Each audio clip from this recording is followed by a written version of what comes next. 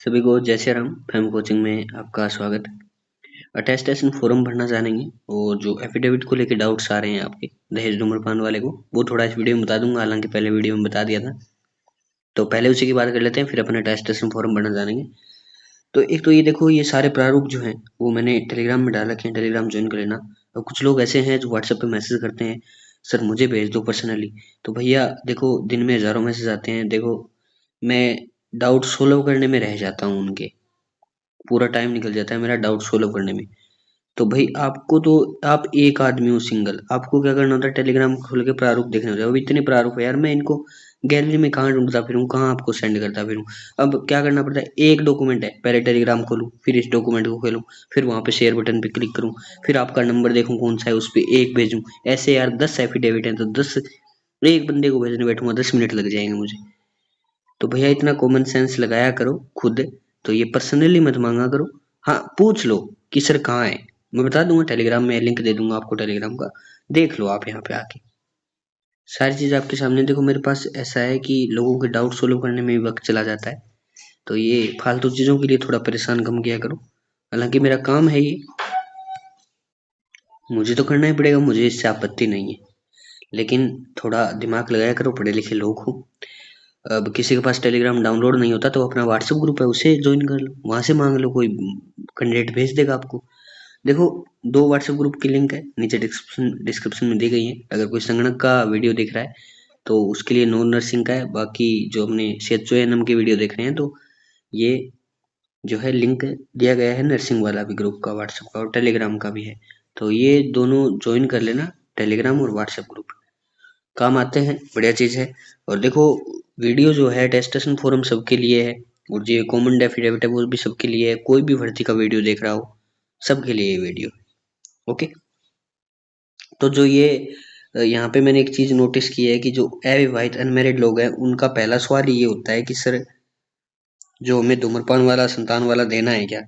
अब देखो, कुछ कुछ ऐसे लोग हैं जिनको पता नहीं, मैंने बार बार वीडियो में बता देता हूँ फिर भी पूछने की आदत होती है, तो वो थोड़े कम किया करो सवाल। देखो क्या है, मैं यहाँ पे बता देता हूँ, सुन लेना। अविवाहित जो लोग हैं उनके लिए दहेज और धूम्रपान का तो एक साथ बन जाएगा, दहेज और धूम्रपान का एक साथ बुलवा लेना। इसमें फॉर्मेट दिया गया है फॉर अनमैरिड के लिए, एक नाम लिखा होगा, all old affidavit for unmarried, वो पीडीएफ डाउनलोड कर लेना, उसमें दहेज और धूम्रपान का है। उसमें एक लाइन संतान वाली भी है, और एक उसमें लिखा है अविवाहित हूँ, तो वो संतान वाली और अविवाहित वाली लाइन कटवा के उसका एक अलग एफिडेविट बन जाएगा संतान वाले में। तो संतान वाले का एफिडेविट कहाँ है, ये रहा, शून्य संतान, यहाँ पे शून्य संतान का लिखा है, ये ऊपर आपको दिख रहा होगा शून्य संतान वाला। ये इसमें और भी खाली एफिडेविट है, ये तो भरा हुआ है प्रारूप, खाली एफिडेविट ऊपर है, तो वो देख लेना, अपने आराम से कर लेना। तो दो एफिडेविट बनवा लो अलग, एक एक तो अविवाहित और संतान वाला, और एक दहेज और धूम्रपान वाला। तो इससे आसानी रहेगी, दो बॉक्स उसमें आपको मिलेंगे, दोनों में डाल सकते हो। अब कोई बोलेगा मैंने सर एक बनवा लिया है सबका, कोई दिक्कत नहीं है अनमेरिड वालों के लिए, लेकिन जो लोग मैरिड है उनको सब कुछ एक एक एफिडेविट अलग अलग बनवाना है, गिन गिन के। ठीक है, दहेज का अलग, धूम्रपान का अलग, संतान का अलग। और जो अविवाहित है उनके लिए दोनों चल जाएंगे, चाहे आपने दो बनवाए हैं, चाहे आपने तीन बनवाए हैं, चाहे आपने एक बनवाए हैं, उनके लिए चल जाएगा। ठीक है। अब बात आती है अपनी अटेस्टेशन फोरम पे। देखो, एक सवाल और आता है कि सॉरी गाइज, ये ऐड परेशान करते हैं बीच में। अब ये देखो, यहाँ पे दोनों ग्रुपों में मैसेज आ ही आ रहे हैं, तो इनके रिप्लाई करने को टाइम नहीं मिलता है। तो सोच लो, जब आप पीडीएफ मांगते हो तो क्या करूं मैं। देखो, ये अटेस्टेशन फोरम है, एक चीज मैं जो यहाँ पे बता रहा था वो ये चीज है कि ये जो मैंने एफिडेविट डाल रखे हैं, इसमें किसमें भर्ती का नाम लिखा है, जैसे किसी में संगणक लिखा है, तो यार ये एक तो ये मत बोला करो कि सर वो संगणक भर्ती का है, ऐसा नहीं है यार। पद का नाम चेंज कर दो, आपका है वो आपका लिख दो, एफिडेविट तो वही है, लैंग्वेज वही है, पद का नाम चेंज कर दो। इतना कॉमन सेंस लगाया करो थोड़ा। अब बात आती है अपनी अटेस्टेशन फोरम की, तो जल्दी से देखेंगे, टाइम व्यर्थ नहीं करेंगे ज्यादा। देखो, फोटो यहाँ पे आवेदन वाली है तो आवेदन वाली लगाओ, वरना मत लगाओ। अब पहला सवाल तो यहाँ पे आता है कि मत लगाओ का मतलब ये है कि न्यू है तो न्यू लगा दो।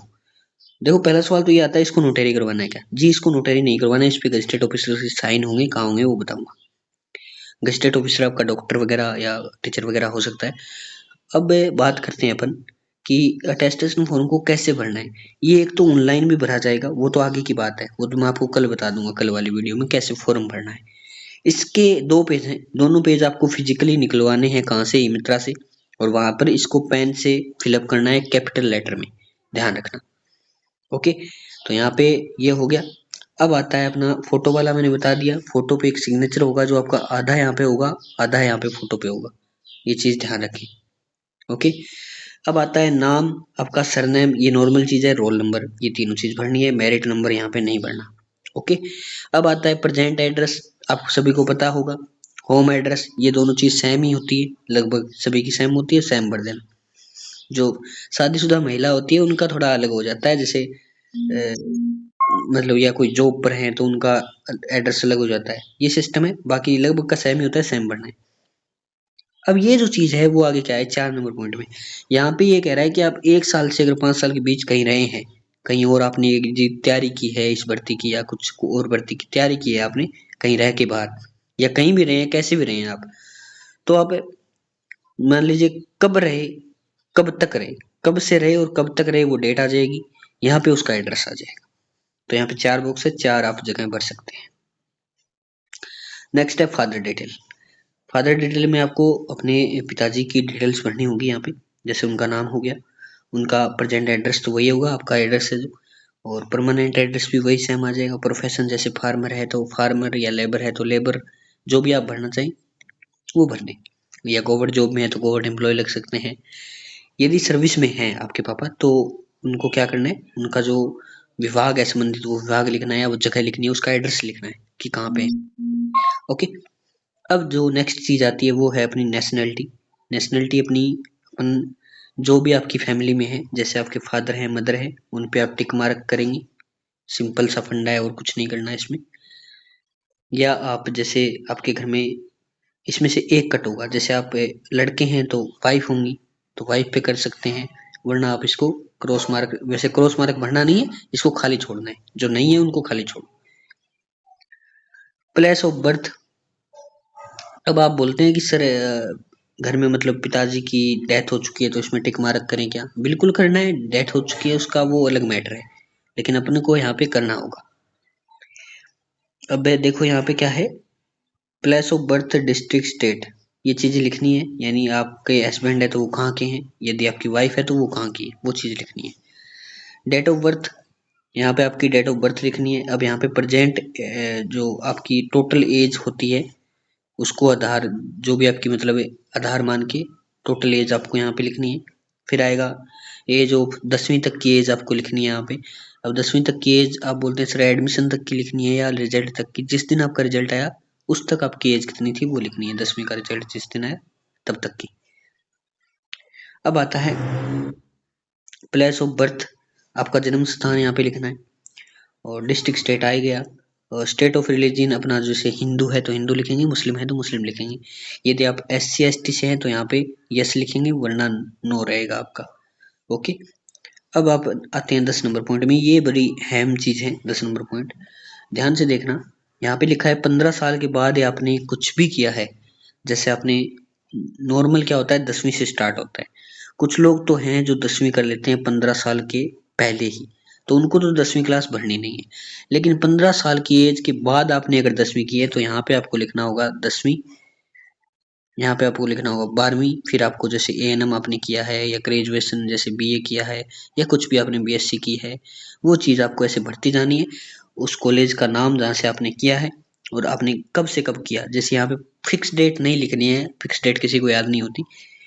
जैसे अपन ने एडमिशन लिया 10वीं में 2018 में, तो पास आउट कब हुआ, कब लीव किया 2019 में, ऐसे लिखना है, समझ आ गया। तो ये चीजें हैं।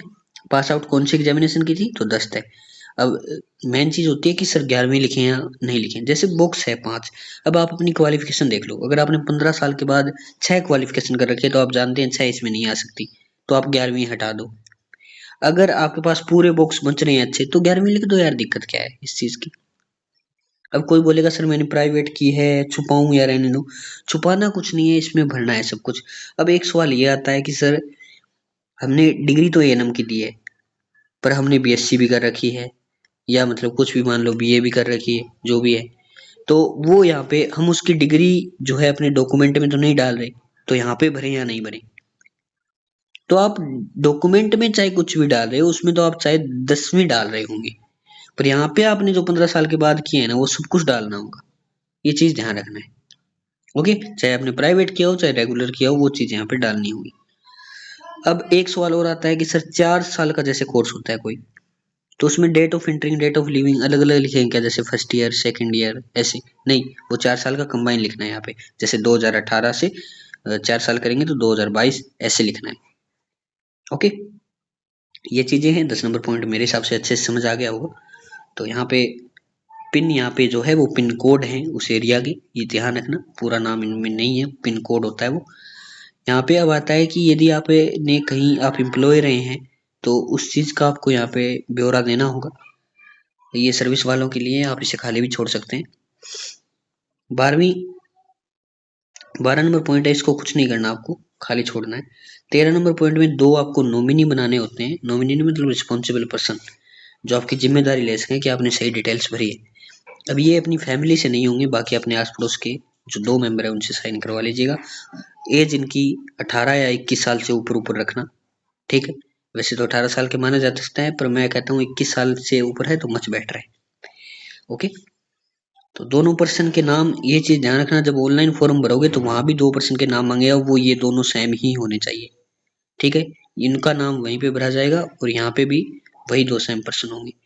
अब आता है नेक्स्ट अपना डेट, आपको वही लिखनी है जिस टाइम फॉर्म भर रहे हैं वो डेट, और प्लस आपको जहां से आप फॉर्म भर रहे हैं वो, और यहाँ पे आएगा सिग्नेचर आपके आएंगी। जैसी में मतलब आप इंग्लिश में साइन करते हो तो इंग्लिश में करना, हिंदी में करते हैं तो हिंदी में करना। ओके, अब नेक्स्ट आता है अपना ये जो चीज है, ये मेन चीज है। यहाँ पे गजेटेड ऑफिसर के साइन होंगे, ये चीज तो ध्यान रखें। ओके, यहाँ पे स्टाम्प लगेगा प्रॉपर, यहाँ पे आपका नाम आएगा, यहाँ पे पिताजी का नाम आएगा या हस्बैंड का, जैसे भी है। और यहाँ पे आएगा आपकी जो है एज, एज ब्रिथ आपको लिखना होगा, यानी जन्म से ये चीज लिखनी है। ओके, टी भूल गया ना बीच में। बस यहाँ पे और कुछ नहीं है। और प्लस आपको ये गजेटेड अधिकारी वाला है, जिस दिन गजेटेड अधिकारी जो है जहां से जिस दिन करेगा स्टाम्प लगाएगा, वो डेट यहाँ पे आ जाएगी, और जहां से स्टाम्प लगाएगा वो प्लस यहाँ पे आ जाएगा। तो ये चीजें हैं।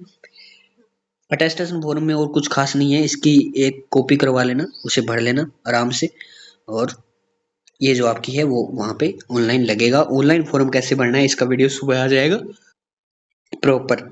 तो एक तो सब्सक्राइब करना ना भूलें। इतनी इन्फॉर्मेशन मेरे हिसाब से यूट्यूब पे आपको कोई नहीं दे रहा होगा जितनी मैं दे रहा हूँ, जितनी हेल्प कर रहा हूँ। तो भाई इसके लिए एक सब्सक्राइब कर देना, और कुछ नहीं मांग रहा। फिर भी मतलब 1000 लोग वीडियो देखते हैं, सब्सक्राइब करते हैं 20 लोग मुश्किल से, क्या बिगाड़ा है यार, कर देना। ओके, तब तक के लिए जय हिंद जय भारत। कोई डाउट हो तो टेलीग्राम व्हाट्सएप है अपने, पूछो। ओके।